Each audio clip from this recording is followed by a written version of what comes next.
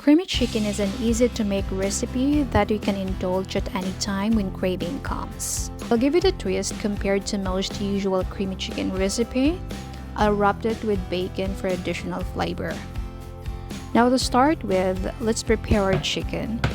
Since we have to roll these later, we have to cut it first in half horizontally, starting at the thickest end towards the thinnest end, like this one. Once all are cut, then let's start to season it with salt and pepper, and we have to do it both sides.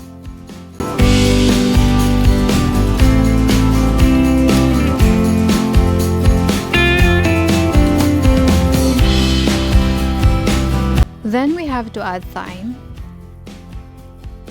I'm using dry herbs this time because unfortunately I don't have the fresh ones, but if you have the fresh available, that's even great. Then the rosemary, just spread it evenly in the chicken.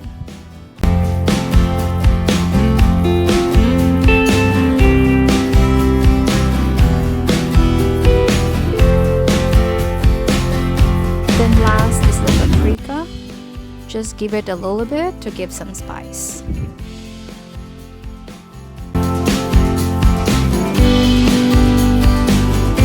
So both sides are seasoned now and it's time to roll.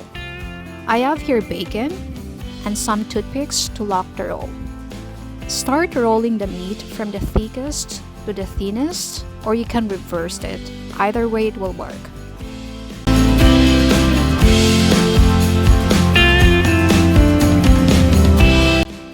Roll the bacon around the meat, covering the whole roll if possible, and then lock the end of the bacon with toothpicks so it won't roll back.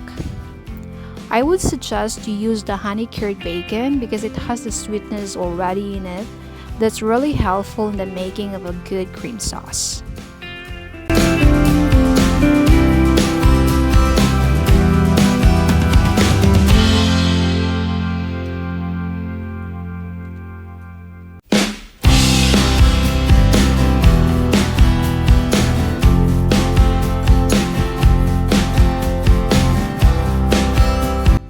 So we're done, it's time to cook our chicken.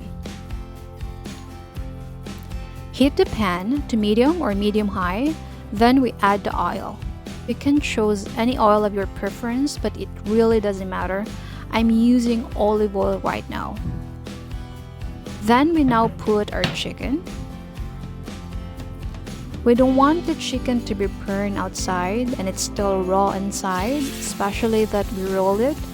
But we are safe anyway because we still have to cook it later in the sauce. But if we can fully cook the chicken now, that's even better.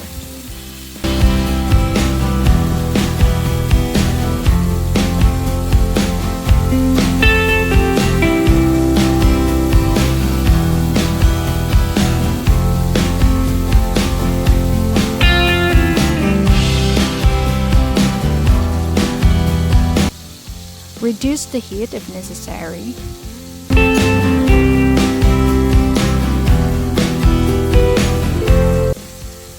Time to turn our chicken. Just be careful so the bacon won't break. In my case, the chicken meat isn't set at room temperature, so this would take longer time to cook than normal. And there's a chance that the caramelized juices will be burned as well.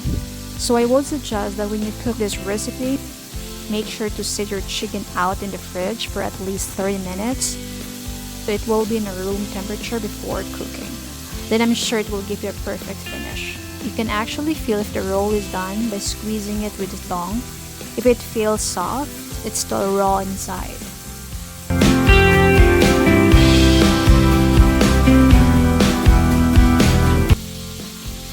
Okay. All chicken rolls are ready, we set it aside. Now if you can see, the pan is too dark and normally it's here where we saute our onions and garlic for the sauce, but I'm afraid the sauce will be bitter as it's too dark. I don't want to take a chance. So what I'm doing now is I'm getting a new pan to the safe, and then we add the butter.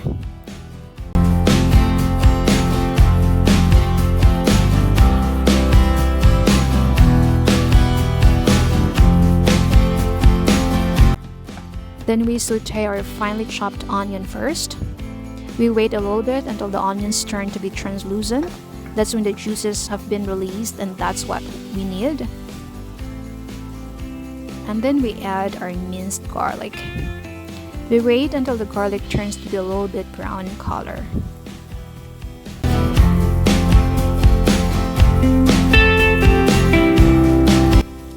And then next, we pour our cream. Heavy cream should be the ideal in this, but I only have light cream today, but it won't stop from making this great. It still works.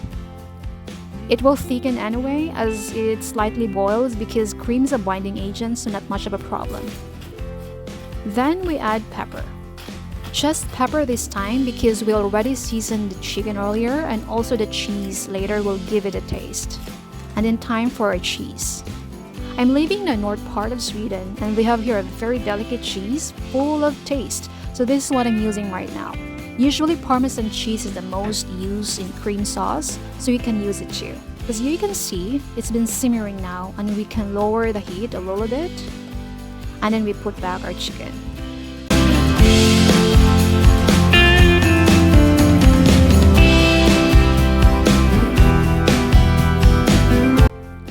Cover all the chicken with sauce, allowing the spices and juices to mix with it.